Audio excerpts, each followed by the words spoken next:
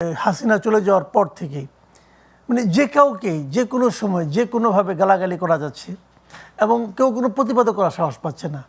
পুলিশও কোনো প্রতিবাদ করার সাহস পাচ্ছে না। পুলিশ প্রতিবাদ করলে পুলিশকে বলা হচ্ছে যে স্বৈরাচারের দোষর। রাজনৈতিক দলগুলো তো ভিন্ন ভিন্ন এজেন্ডা নিয়ে কাজ করেন, তাদের পলিটিক্সও ডিফারেন্ট, কাজেই তাদের মধ্যে এক ধরনের আগের মতো ঐক্য থাকবে না, এটাই স্বাভাবিক। কিন্তু মানে পারস্পরিক যে বিরোধগুলো সেগুলো প্রকাশের ভঙ্গিটা, প্রকাশের যে মানে আপনার আপনার যে নমুনাগুলো আমরা দেখছি, এগুলো মাঝে মাঝে অশ্লীলতার পর্যায়ে পৌঁছে। এটা হলো জানেন, এটা একটা কালচার। এটা আসলে একটা কালচার। এই কালচারটা হলো যে এই কালচারটাকে কিন্তু বিভিন্নভাবে আমি মনে করি গত এক বছরে মানে এটাকে নার্সিং করা হয়েছে। এটা তোমরা করো, আমরা যেটাকে মব কালচার বলছি। আপনি দেখেন, আমরা গত মানে হাসিনা চলে যাওয়ার পর থেকেই মানে যে কাউকেই যে কোনো সময় যে কোনোভাবে গালাগালি করা যাচ্ছে এবং কেউ কোনো প্রতিবাদ করার সাহস পাচ্ছে না।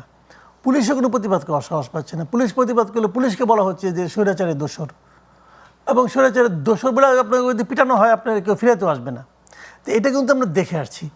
এখন এটা দেখে আসতে আসতে এখন এটাই প্র্যাকটিস। যেমন গতকালকে আমরা দেখলাম যেটা অ্যাডভোকেট ফজলুর রহমান সাহেবের বাসার সামনে আমরা ওটা তো কিছু ভিডিও দেখলাম, একজন নারীকেও দেখলাম কি মানে যেভাবে উনি কথা বলেন, স্লোগান দিলেন, এটা তো আমরা উচ্চারণ করতে পারবো না। তো বাট উনি তো অবলীলায় বলছেন এটা।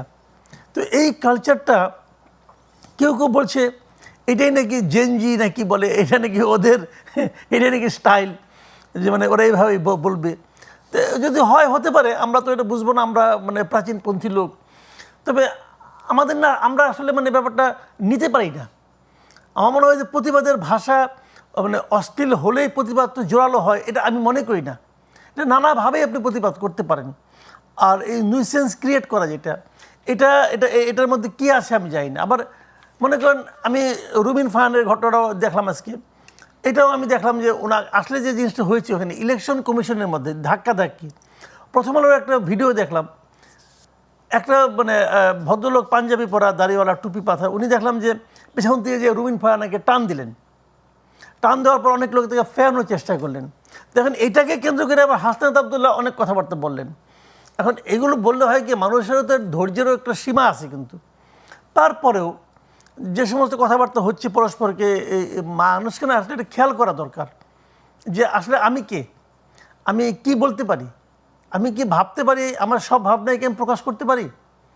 এটাও তো আমার অবস্থান, আমার যাই কোথায় বসে বলছি, আমার নিজস্ব কালচারাল যে আপনার মানে যে স্কুলিংগুলো, এগুলোর উপর নির্ভর করে। তো আমি মনে করি যে এটা আসলে থামানো উচিত।